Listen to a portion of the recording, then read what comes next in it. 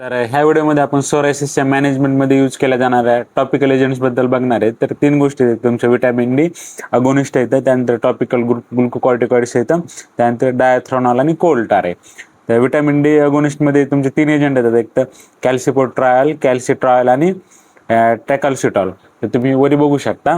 त्यानंतर टॉपिकल ग्लुकोकॉर्टिकॉइड्स पण आपण यूज करतो, पण हे तुम्हाला डॉक्टरच्या सुपरविजन खालीच यूज करावं लागतात. कारण ह्याचं कॉम्प्लिकेशन काय, ह्याचा ओव्हरयूज झाला किंवा सडन सिजेशन जर झालं, स्टॉप केले तर पश्च्युलर सोरायसिस होऊ शकतो, जे की मेडिकल इमर्जन्सी. त्यामुळे जर टॉपिकल ग्लुकोकॉर्टिकॉइड्स घ्यायचे असतील तुम्हाला, तर म्हणजे डॉक्टरची ट्रीटमेंटच पूर्ण तुमच्या डॉक्टरच्या सुपरविजन खाली असते. त्यात पण हे टॉपिकल कॉर्टिकॉइड जर आपण सडन स्टॉप केले किंवा जास्त क्वांटिटीमध्ये यूज केलं तर पश्च्युलर सोरायसिस होऊ शकते.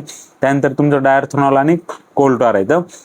आणि अजून एक इथे लक्षात ठेवा, गोळकर मॅन्स रेजिमेंट म्हणून एक असतं, ज्यात की आपण कोल्टार आणि UVB फोटोथेरपी यूज करतो. हे कॉम्बिनेशन पण भरपूर एक्झाममध्ये विचारलं जातं. ते 3 एजंट आहेत, टॉपिकल व्हिटॅमिन डी अगोनिस्ट येते, त्यानंतर टॉपिकल ग्लुकोकॉर्टिकॉइड्स येते, डायथ्रॉनॉल आणि कोल्टार.